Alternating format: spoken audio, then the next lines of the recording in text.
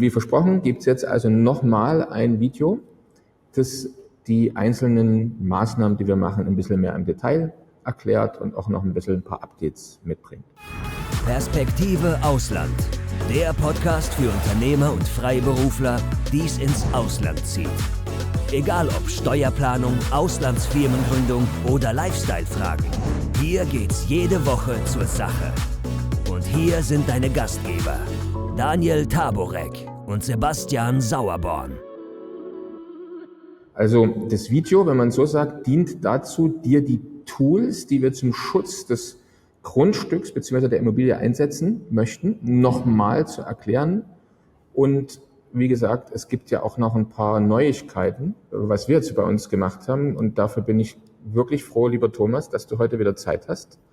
Weil der Thomas Treppnau ist ja unser Experte für das ganze Thema Immobilienschutz. Du bist ja, ganz kurz für diejenigen, die noch kein anderes Video mit uns beiden gesehen haben, du bist ja Fachwirt für Grundstücks- und Wohnungswirtschaft.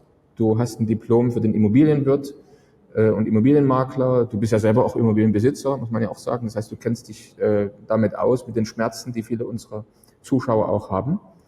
Und seit 2005 hast du dich ja in dieses Thema eingegraben und bietest eben Beratungsleistung an. Und es gibt ja auch einige Bücher und Kurse von dir zu diesem Thema.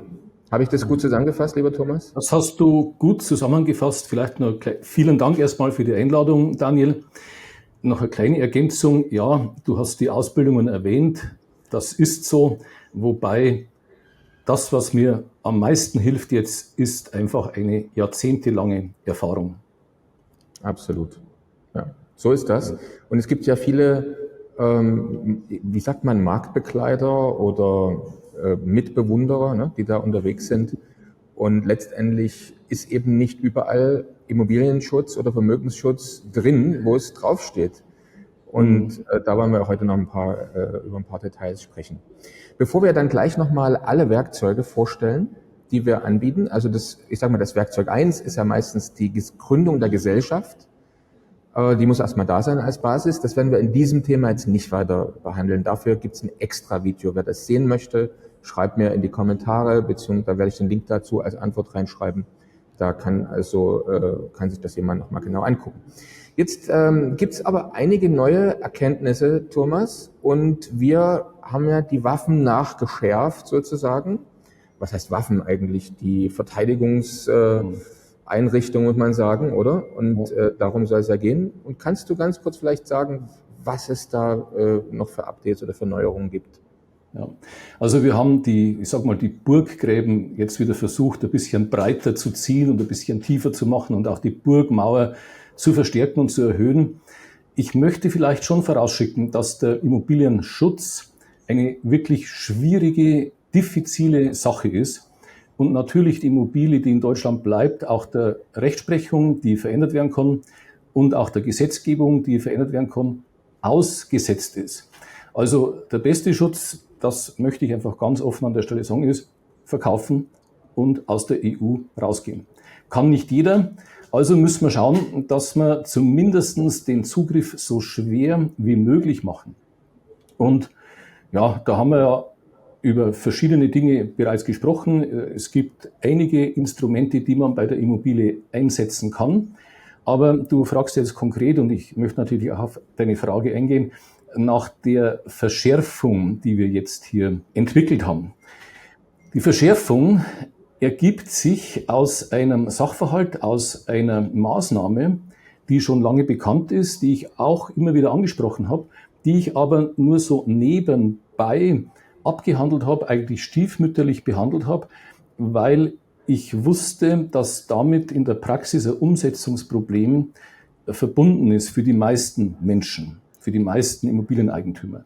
Und dieses Nachschärfungsinstrument hat mit der Grundschuld zu tun.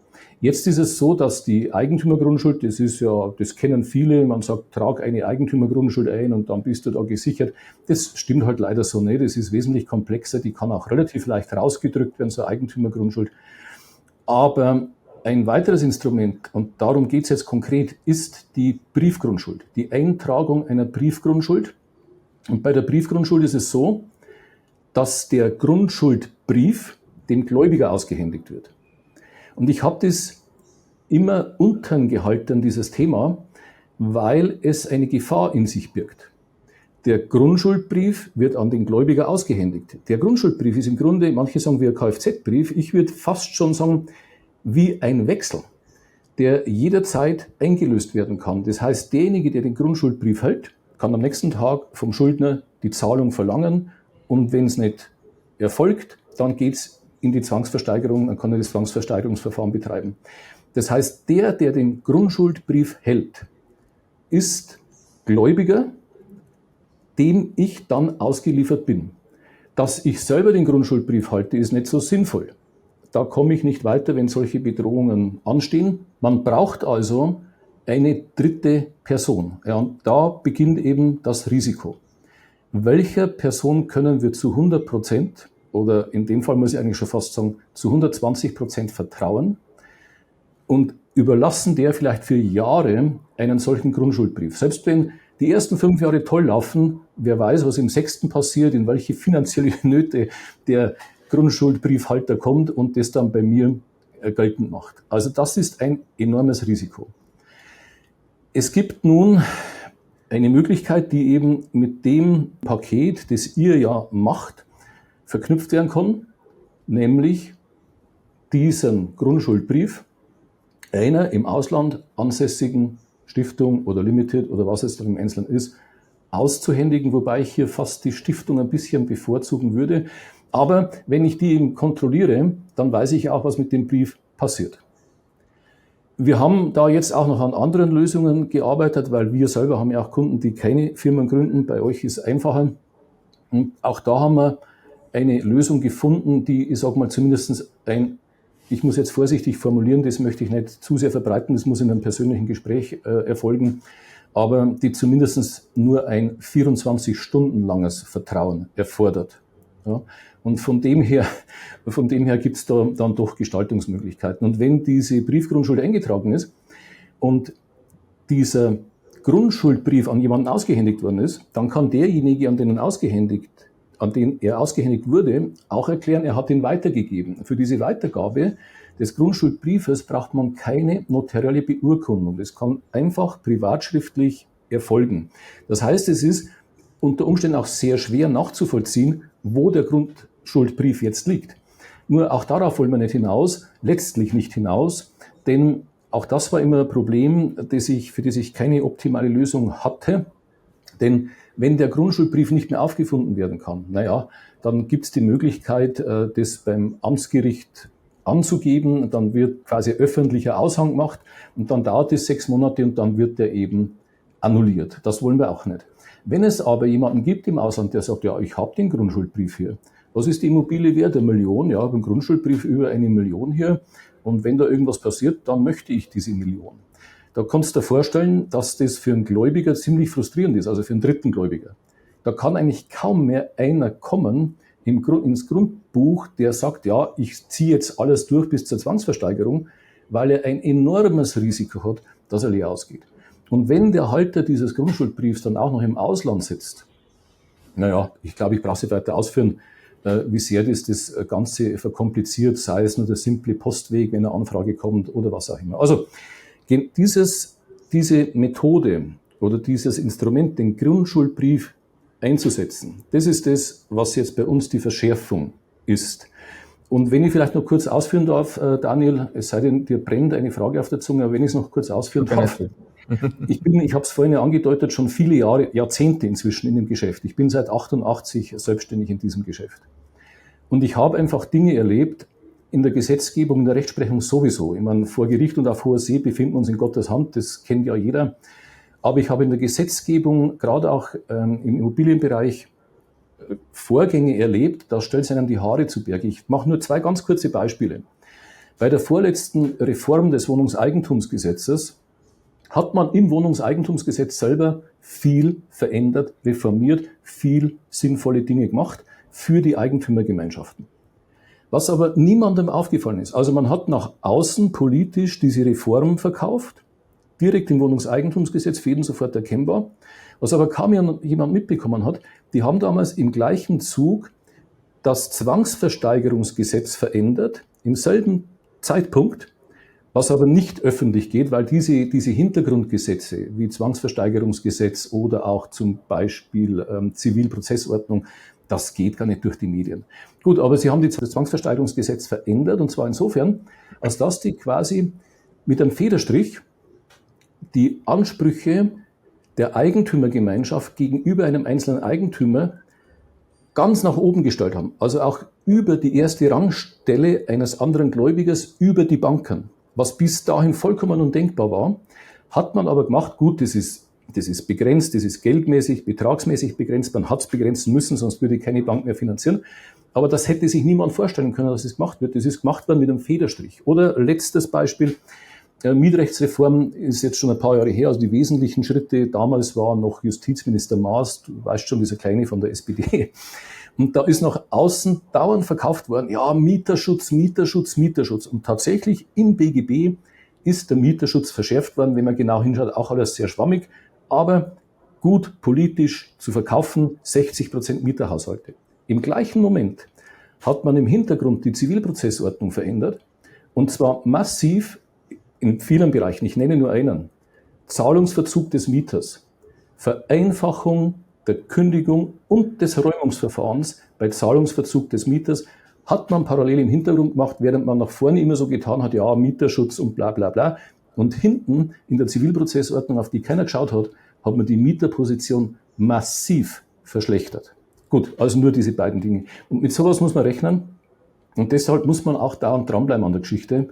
Und deshalb bin ich heute der Meinung, neben all den anderen Instrumenten, die man einsetzt, gehört jetzt unbedingt auch die Briefgrundschuld dazu. Absolut. Also mein Großvater sagte immer Gürtel und Hosenträger, sozusagen. Das heißt, der Gürtel wäre sozusagen, wir haben ja immer gesagt, die Basis des Immobilienschutzes ist ja die Auflassungsvormerkung, die wir eintragen zugunsten einer Auslandsgesellschaft. Und wie du schon gesagt hast, vielleicht ganz kurz für die Zuschauer und Zuhörer, die heute das erste Mal doch dieses Video hören, weil sie vielleicht jetzt erst neu mit dem Thema Lastenausgleich oder Immobilien- oder Vermögensschutz beschäftigen. Ganz kurz, die kürzeste Version, die ich kann. Also wir gründen oder wir empfehlen ja, du sagtest auch, dass es aus deiner Sicht ja auch eine clevere Lösung ist, eine Stiftungslimited in England. Und der Vorteil der Stiftungslimited in England ist eben, dass sie von der Rechtsform her, sowas gibt es in Deutschland nicht ganz in der Form, eben sich selbst gehört. Das heißt, ich gründe diese Gesellschaft, meine ganze Familie können sogenannte Mitglieder sein, ähnlich einem Verein. Ich kann die Gründungsmitglieder wählen den Geschäftsführer, zum Beispiel eben das Familienoberhaupt, der Vater, aber auch die Mutter, was auch immer. Jetzt kommt natürlich noch dazu, also wie gesagt, die Auflassungsvormerkung wird ja nur eingetragen, und das muss ich immer wieder unseren Zuschauern und Zuhörern sagen, was da immer wieder Missverständnisse gibt, es erfolgt ja nie oder ist eigentlich nicht vorgesehen, ein Verkauf der Immobilie an die Auslandsgesellschaft, sondern der Verkauf wird ja nur begonnen.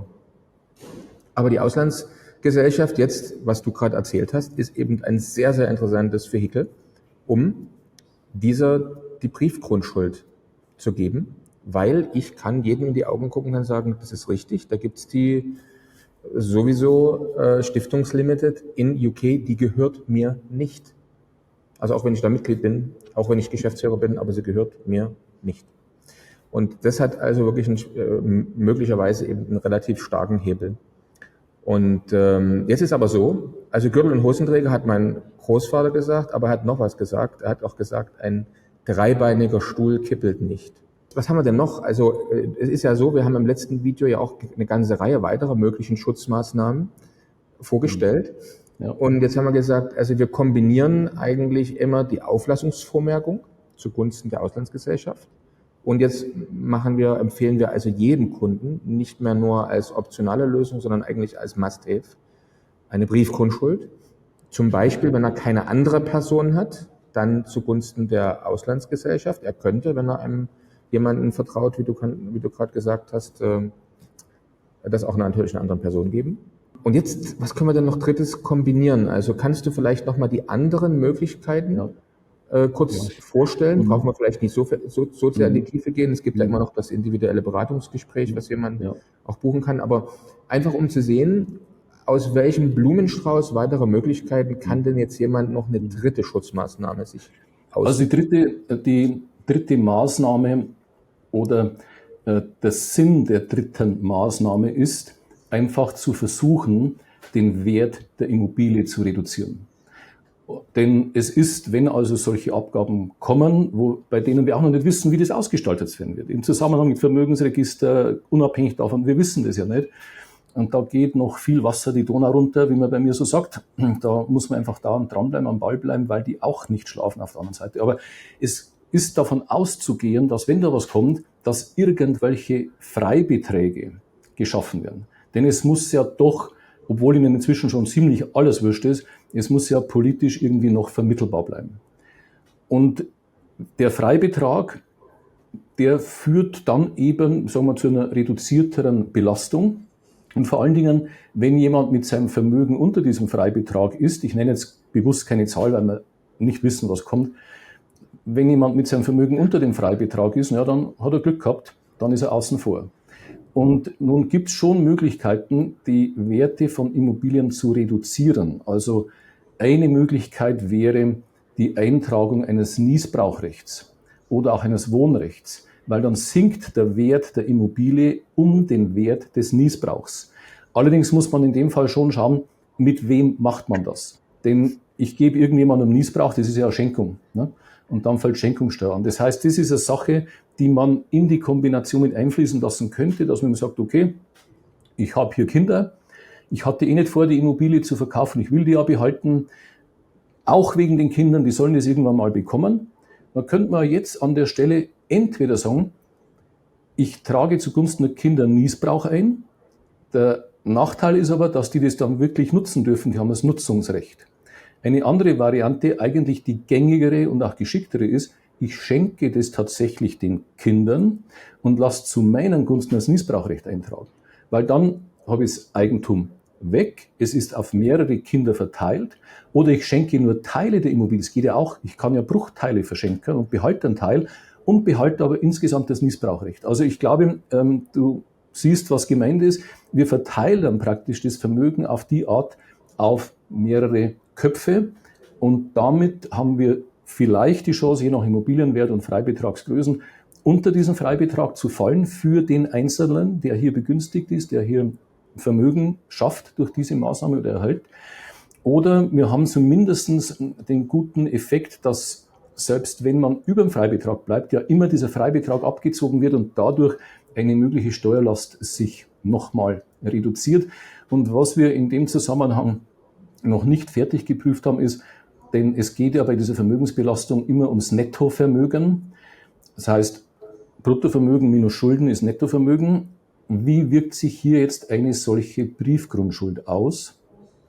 Und auch hier, ich will das nur mal vorsichtig wieder andeuten, hat man natürlich gewisse Möglichkeiten, gerade mit dieser Stiftung im Ausland. Ja, es könnte ja eine entsprechende Forderung in der Höhe des Grundschuldbriefs noch dahinter stehen. Und wenn die Immobilie 1 Million wert ist und sagen wir 800.000 Schulden da sind, dann bleiben wir 200.000. Und das muss erstmal jemand widerlegen können, wobei wir natürlich sagen, wir erzählen ja keine Märchen, wir bleiben ja da immer im sauberen, legalen Bereich, dann stimmt das natürlich auch. Also ich kann es jetzt nur mal so andeuten an der Stelle, darum geht's, das müsste man halt gegebenenfalls vertiefen. Letztlich ist es aber so, wenn einer die Möglichkeit hat, geben Sie es den Kindern, wenn sie das vorhaben, geht natürlich auch mit Eltern, es geht hier nur um die steuerlichen Freibeträge, das muss halt mit dem Steuerberater geklärt werden, das ist 0815, das kann jeder machen, das macht auch jeder Notar. Dann haben wir schon mal eine Aufteilung der Werte auf mehrere Köpfe, haben einen Vorteil mit Freibeträgen. Dann machen wir eine Auflassungsvormerkung, die erschwert den Zugang nochmal erheblich. Und als letzte verschärfende Maßnahme, Verbreiterung der Burggräben, unbedingt die Briefgrundschuld noch eintragen. Und dann das ist das, was man im Moment machen kann. Ich weiß nicht, was wir in einem Jahr vielleicht wieder haben oder vielleicht in 2 Jahren. Vielleicht gibt es wieder was Neues, vielleicht muss man über was nachdenken. Aber das ist im Moment eigentlich, sind die Möglichkeiten, die auf dem Tisch liegen. Klasse. Wie sieht es mit der Verpfändung von Mieteinkünften aus, wenn ich das Haus nicht selbst nutze oder die Wohnung? Also wenn Mieteinkünfte erzielt werden, ich die erhalte, ja, vollkommen klar. Der Staat hat Zugriff drauf. wie auch auf Kontern. Und insofern sollte sich da jeder auch überlegen, ob es nicht geschickt wäre, ausländische Konten zu führen, auf die man nicht so leicht ran kann. Bleibt dann natürlich noch die Frage der Mietpfändung direkt beim Mieter.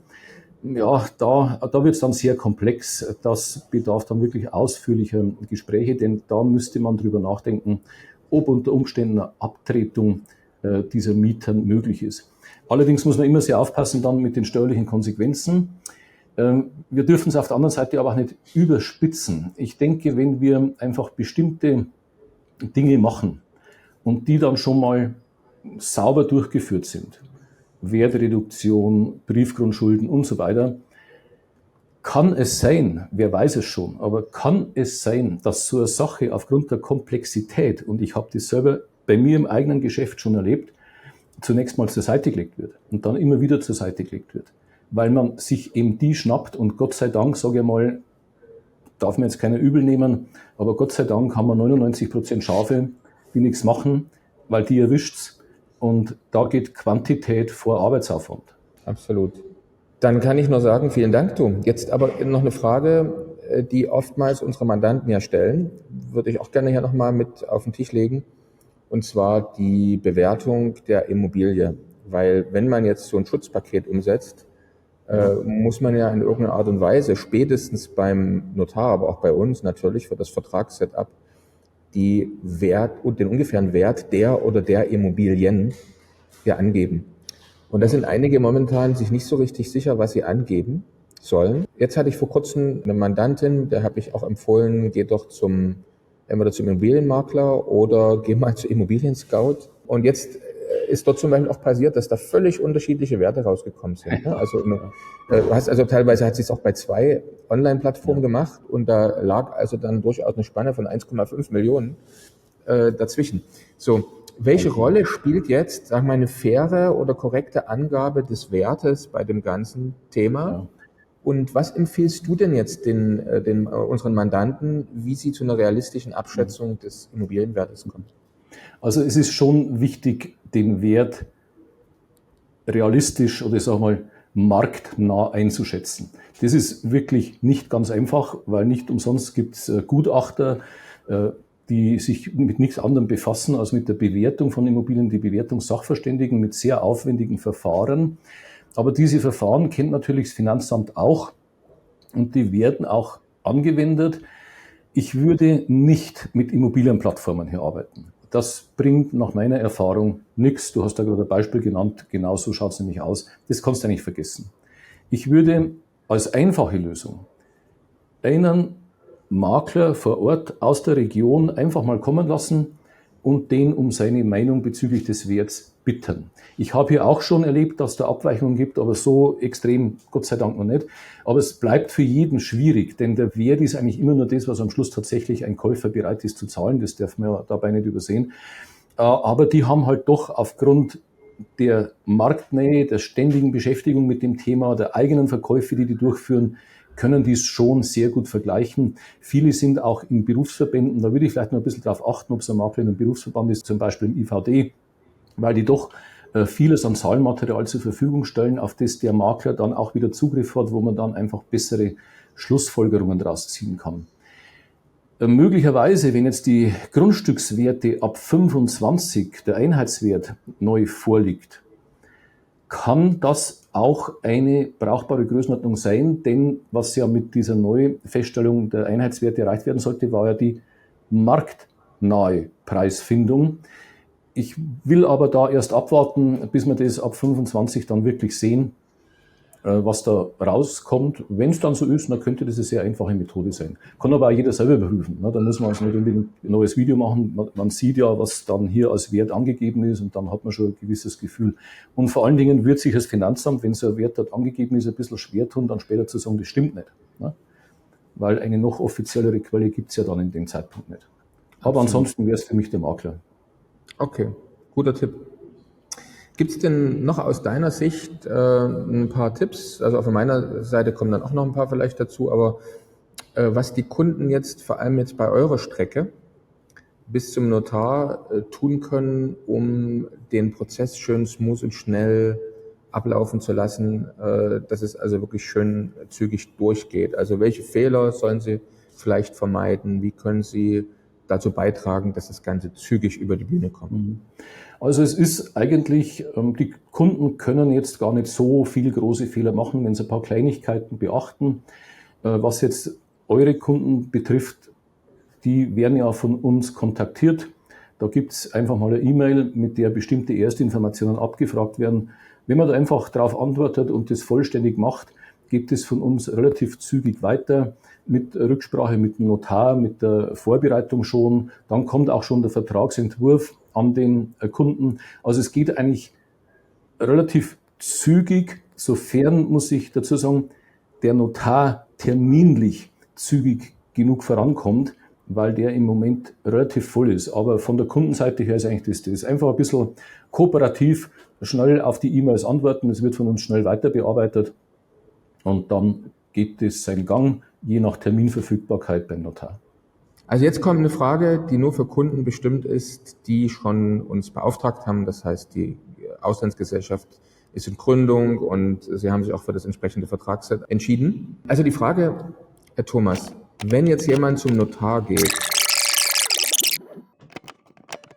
ja, und hier noch ein kleiner Nachtrag. Also das Video heute übrigens, das nehme ich aus Sansibar in Fumba Town auf. Und wir haben eine ganze Reihe von Mandanten, die sich entschieden haben, einen Teil ihrer Immobilien oder alle Immobilien in Deutschland schon zu verkaufen. Aber die Frage ist dann immer, was mache ich mit dem Geld, wenn ich meine Immobilie verkauft habe? Und andere behalten vielleicht generell ihre Immobilien, aber sagen, ich will anderen Teil meines Vermögens irgendwo im Ausland diversifizieren. Und wir sind ja keine Vermögensberater, aber wir stellen immer wieder auf unserem Kanal interessante Investmentmöglichkeiten vor, um eben dein Vermögen auf der einen Seite geografisch zu verteilen und auf der anderen Seite eben auch in verschiedene Sachwerte. Und Immobilien sind in Deutschland vielleicht momentan nicht auf Platz 1 an möglichen interessanten Investitionsoptionen, aber im Ausland sieht es ganz anders aus. Und deswegen bieten wir gemeinsam mit Partnern die Möglichkeit, in Costa Rica beispielsweise, auf den Bahamas haben wir schon ein Video gemacht mit dem Chris letzte Woche, genauso auch in den USA beispielsweise oder eben auch hier in Sansibar. Und in Sansibar, wer das Video noch nicht gesehen hat, da bauen ja zwei Brüder aus Deutschland eine Stadt. Und ich habe sie mir gerade persönlich angesehen und werde dazu auch noch ein Video machen. Es ist unglaublich. Es wird eine grüne Stadt, wie sie es noch nie gegeben hat in Tansania oder auf der Insel Sansibar. Eben von den beiden Stadtplanern, aber auch Experten.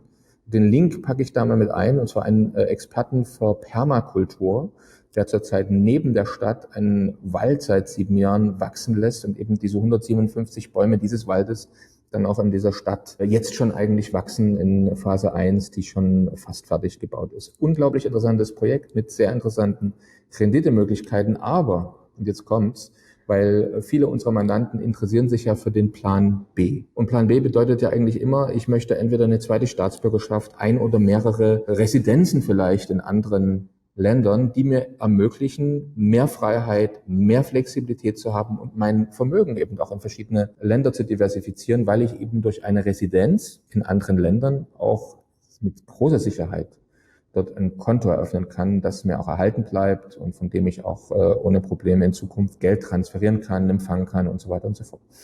Und Sansibar ist hier für viele unserer Mandanten sehr, sehr schnell jetzt auf Platz 1, 2, 3 gelandet, und wir machen ja Anfang November und auch in der ersten Februarwoche eine Reise nach Sansibar, wo du dir oder sie sich das mal persönlich hier anschauen kann. Also in Sansibar, in dieser Fumba Town, in dieser Stadt am Meer, die hier entsteht, kann man Wohnung kaufen ab ungefähr 35.000 Euro. Interessant ist eben für 90.000 Euro ein kleines Häuschen, ein kleines Stadthaus oder auch eine Wohnung, eine etwas größere Wohnung zu kaufen und damit das Golden Visa für die gesamte Familie zu bekommen. Nicht auf Lebenszeit, sondern eben auf die Zeit, in der man diese Immobilie hier besitzt. Und wenn du darüber mehr erfahren möchtest und wenn für dich vielleicht eine Option ist als Plan B, um Reisefreiheit zu haben durch ein Golden Visa in ein anderes Land oder die Möglichkeit im anderen Land Bankkonten zu eröffnen und sagst, Sansibar könnte was sein. Vielleicht warst du auch schon mal am Puderzuckerstrand. Ich habe viel dazugelernt jetzt hier, muss ich sagen, in den letzten Tagen. Ich wusste zum Beispiel nicht, dass Sansibar weltweit unter den Top 10 an Reisezielen ist. Man muss ehrlicherweise sagen, es ist auf Platz 10, aber es ist halt eine traumhafte Insel und Platz 10 ist trotzdem halt unter den Top 10. Also sehr, sehr interessant, und wenn das auch für dich interessant ist, trag dich auf die Interessentenliste ein. Vielleicht passt auch einer der beiden Reisetermine. Und wir nehmen allerdings nur kleine Gruppen mit, also maximal 15 Teilnehmer können sich da anmelden, können gerne auch einen Ehepartner mitbringen. Jetzt gerade gestern hat eine Familie sich eingetragen für November, die bringen gleich ihre 4 Kinder mit. Auch das ist möglich, bringen wir alle hier in der Stadt unter. Und dann kannst du mal Probe wohnen sozusagen in der Stadt. Und es gibt ein tolles Programm, bei dem du auch viele Leute kennenlernen wirst, die hier schon wohnen, die hier selber schon investiert haben. Natürlich auch mit offiziellen Vertretern vielleicht des Projektes hier zu sprechen. Im schlimmsten Fall ein paar wunderschöne Tage auf einer der Inseln mit den weißesten Stränden. Also hast du Fragen dazu, schreib mir in die Kommentare oder schreib mir eine E-Mail, dann können wir auch im Detail nochmal darüber sprechen. Das nochmal von mir, sozusagen der lange Schluss des Videos für diejenigen, die sich vielleicht doch entscheiden, nicht nur eine Immobilie in Deutschland zu haben, sondern auch noch diversifizieren in anderen Ländern. Bleib fröhlich. Bist du Unternehmer, Freiberufler oder Investor? Zieht es dich schon lange ins Ausland? Mach heute den ersten konkreten Schritt in eine Zukunft mit mehr Geld und mehr Freiheit. Buche ein Beratungsgespräch mit Sebastian und seinen Kollegen.